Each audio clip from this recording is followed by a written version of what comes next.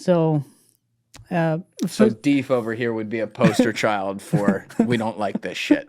yeah, Got it. yeah. I'm That gonna was. send a picture of you to Kim Jong-un. But he loved Dennis Rodman. Dennis Rodman has a huge, portion of tattoo. He does. And you know what? Dennis Rodman was unexpectedly one of the peacemakers of our time, which is so... you're living in the simulation like we knew it when, you had a President Donald Trump calling Dennis Rodman to talk to a North Korean leader about resisting nuclear force. It's like, what the fuck? Wait a minute. What happened here? Something went wrong. But I have a little different, opinion. So Kim Jong-un wanted Michael Jordan To come to North Korea. Yeah. So Michael Jordan said, I know. So they picked Dennis Rodman. So Kim Jong liked the Chicago Bulls team. Yes. So I wouldn't say Kim Jong-un would listen to Dennis Rodman because he already met several times. So if Trump picked Michael Jordan to go to North Korea to convince him, hey, release people and then don't develop nuclear weapons, Kim Jong might think about. So you're saying Michael Jordan has a Nobel Peace Prize sitting at his fingertips right now? Yeah, he could. Come on, His Airness. Do it for the people. Yeah, I mean, Julian Dorey should recommend Michael Jordan to go to North Korea to make a peace deal. Clip that. Clip that. Right, that was excellent. Okay. Yeah, we'll come back to that because I do want to dig into Kim Jong-un more. But you were obviously talking about when you're hearing the Backstreet Boys. That's true. And stuff for the first time. So you have the English background, but had you ever seen? I don't know how much imagery was completely banned at that point within the walls of North Korea to you, but you obviously hadn't really seen people with tattoos or something like that. But had you? Well, you did say you had the children of some of the defectors at your school. Other than that, had you seen white people, black people, European people, other types of Asian people, or had you not had a lot of exposure to that? Not really, because not many foreigners visit North Korea at the time. I wonder why. I mean, no value. That was a joke, sorry. No, I know. But at the time, there was no value, truly. Yeah. And now, they develop more, sceneries and then stuff. And then North Korea is viewed as, totally isolated country by the foreign, tourists. So now it's more people are making videos and then the visual content on online and they get so many views, so that's why they visit. If there's no YouTube, I would hardly say that people visit North Korea. And isn't a lot of that illegal, what they're getting, like some of the videos they take? There was a legal and illegal. So how does that work? So the legal stuff is already on the some people's the YouTube channel and TikTok. So the government will escort you the things that you can capture. Other than that, you are not allowed. Even though you capture such things, and then unless you hide them, and then they will review it, and then they will cut you out those videos from your or production. arrest you, right? Sometimes yes, Yeah. yes. It's you're not allowed to capture everything. So they only showed nice places. So that's the thing I want to talk to, the tourists.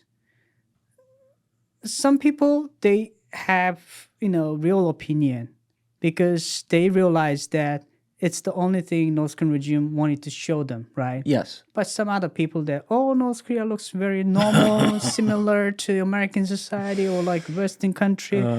But what they are seeing is just the, tip of the iceberg, right? They haven't explored the whole country and then the deeper side of the people's life, right? So that's a thing that they should think about. Why this country look like this? Absolutely. I'm sure that every tourist place has a nice place and a bad place, but the difference is we can visit every places, right? But in North Korea, you're not. And even those the interpreter and then guide. Yes. There are the North Korean regimes. The interns sometimes. but they got mission. That's right. They have two missions. They have to record every conversation they had. Record it. I mean, not like in literal, like in a recording, but they have to make a log. Yes. And then a conversation record. So when I said log means this morning, if you visit North Korea, Julian Dorey, went out 8 a.m. for running, came back 8:30, and had a breakfast, and then he had like 2 eggs like that. Everything should be written form to submit, and then if we go to restaurant, and then we have to write everything like the dish we had, and then if you randomly had a casual conversation with the people next to your table, like North Korean people, I have to write down. Yes.